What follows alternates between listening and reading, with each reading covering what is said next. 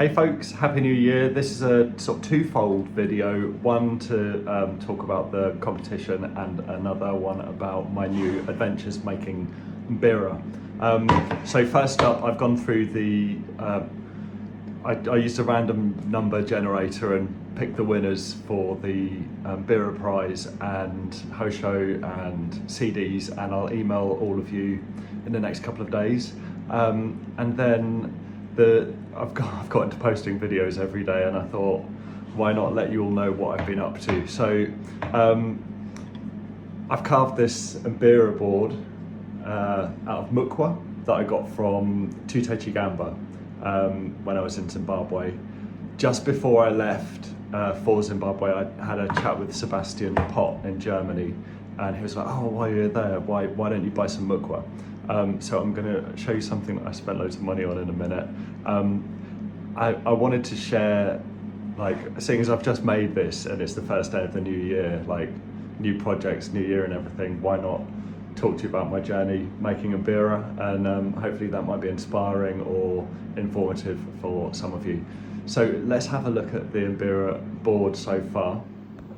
I've got it in front of me on this board that I made. It's basically a sort of plywood panel, and I screwed in some wood at the top and at the bottom on the underside. So you're going to see that. And this sort of Z shape is really handy for popping against the edge of a square flat edge table, and then you can put the piece of wood that you're working on in here, and everything that you do going this way is pushing against that, but it's not going to go anywhere because it's held on the table with this bit here.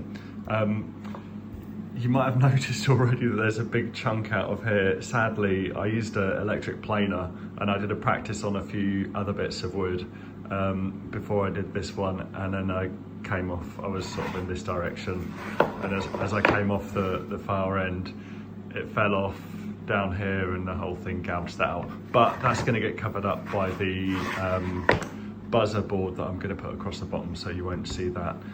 The work that I've been doing has been with a chisel, and we've got this box of tools here that's all sort of rusty, and I started sharpening things up, and to be honest, the process has been pretty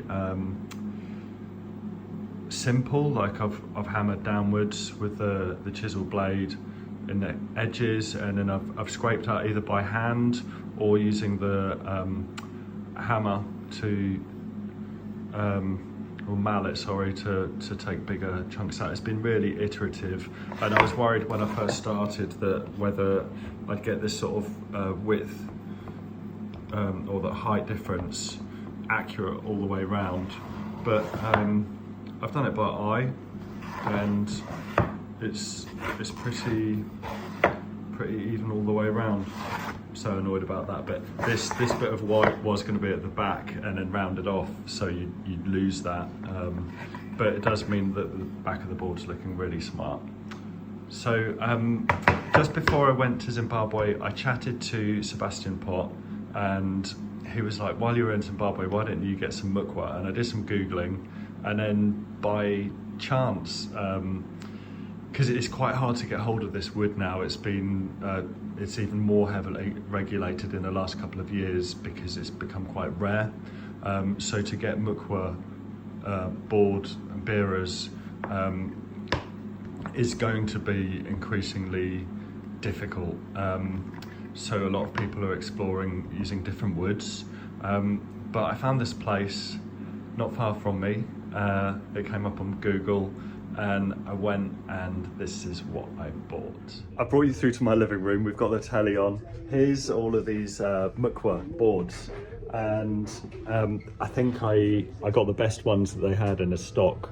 They're quite thick, so but not thick enough to get two boards out of, sadly, these ones. And then this one here is very thick, so I'm gonna have a bit of a project finding a way to cut down.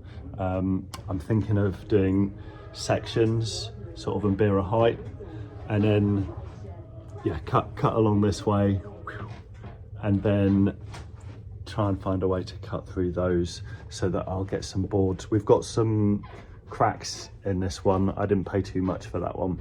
And I've made a start on this kind of thing for the pressure bar at the top of the Mbira.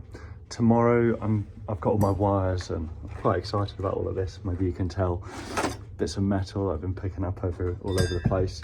So tomorrow I'm going to start on the metal work and see how I get on. This is going to be the beginning, hopefully, of a very, very successful video. What's going to be successful, I hope, is the Mbira that I create. But I'm going to be sharing the journey on video, so you can follow along. Hopefully it'll be useful for other people interested in making Mbira. And yeah, I'm thinking that I'm going to try and make a Nemakonde, which is quite a low Mbira, so it's got gonna have big keys, and I'm going to be using quite thick metal so that I can get high overtones, like 3 octaves, which is, I don't know what challenges that's going to present. Wish me luck, and I'll create a playlist so you can follow along with this little journey if you're interested. Happy New Year, everyone.